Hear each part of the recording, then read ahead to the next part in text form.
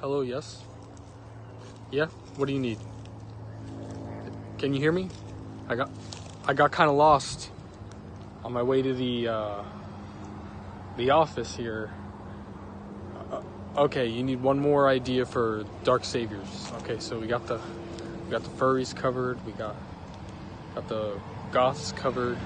How about our female player base? Can you still hear me? Okay. I'm breaking. Here. Just listen.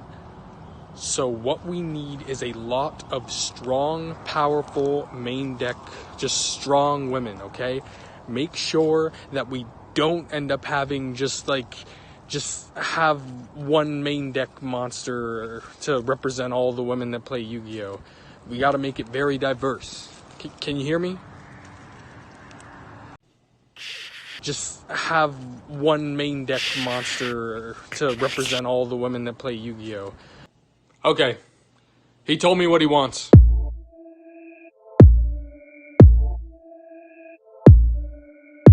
Released in mid-2018, Dark Saviors was an all-foil set which bolstered a revitalization of one existing archetype and introduced two brand new ones into the dueling fray. One of these new archetypes were Fur Hires, but the archetype that stood out the most in this set, for being the strongest and most meta-relevant strategy, was none other than Sky Strikers. Having only one main deck monster and a slew of spells and link monsters, Sky Strikers relied on two key conditions: not having a monster in the main monster zone, and having lots of spells in the graveyard. The deck did this fairly well by having a multitude of strong, versatile spells at its disposal, and is still to this day, over a year after its release and after multiple albeit small ban list hits, is a practical and well-topping meta strategy.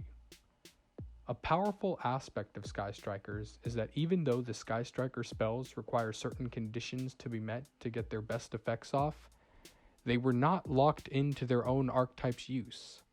This generic aspect of the cards allowed duelists to use the best cards Sky Strikers have to offer in tandem with their own deck to add consistency, power, and the all-important waifu into their deck. I'm JC Theater Yu-Gi-Oh! And welcome to today's episode of Engine Evaluation, Sky Strikers.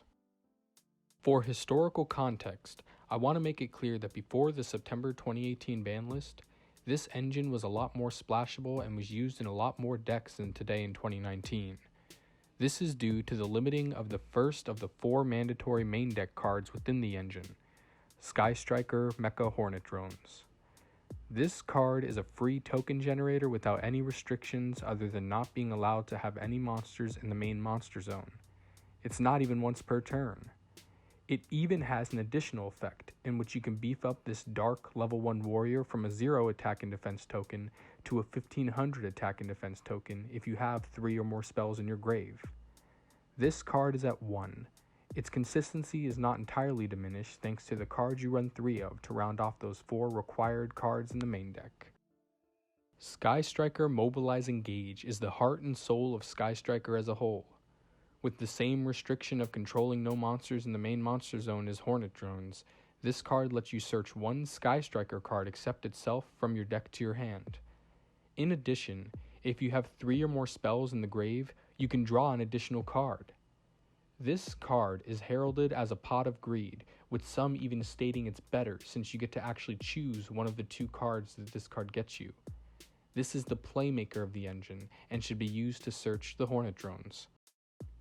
The only extra deck card required to be used in the Sky Striker engine is Sky Striker Ace Kagari. This Link 1 fire machine with 1500 attack only needs one non-fire Sky Striker monster on the field as a material, which your token fits the bill. Once it's summoned out, you can add one Sky Striker spell from your graveyard back to your hand. The original play before the ban list shenanigans was to use Engage, search the drones, use drones to special summon the token, and then use the token to make Kagari.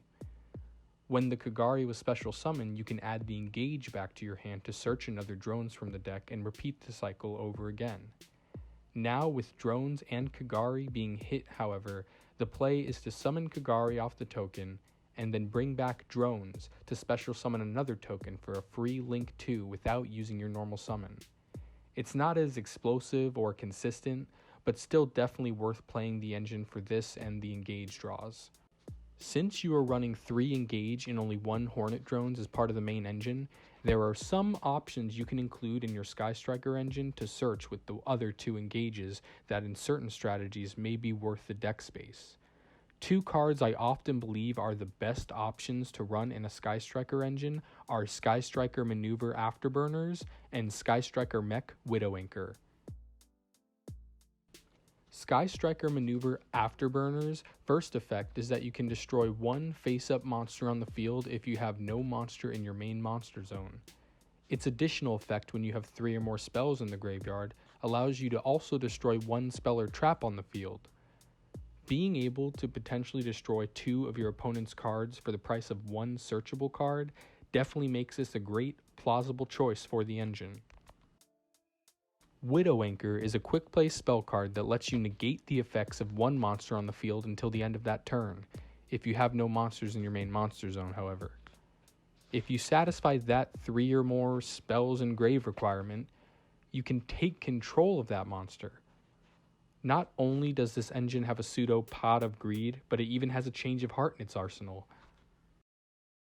When thinking of what decks you should put this engine into, the main factor is if it uses a decent amount of spells.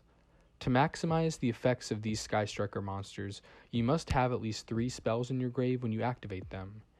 In 2019, most combo decks do run quite a few spells. Anything from warrior decks using Rhoda to stopping a hand trap with Called by the Grave. Those spells can quickly be used and sent to the grave in natural, useful ways without focusing on using spells just to satisfy the Sky Striker cards. Spamming decks should also be cautious when running this engine. If you find yourself quickly getting monsters out onto your field, you may not have as many situations where you fulfill the requirement of having no monsters in your main monster zone. Though Hornet Drones is used as a first turn play starter, if you plan on running Widowinker or Afterburners, I recommend playing decks who rely on a few powerful monsters rather than swarming and using multiple different monsters on the field at one time. In its heyday, the Sky Striker engine was an extremely splashable, consistent, and overall powerful choice to run in almost any deck.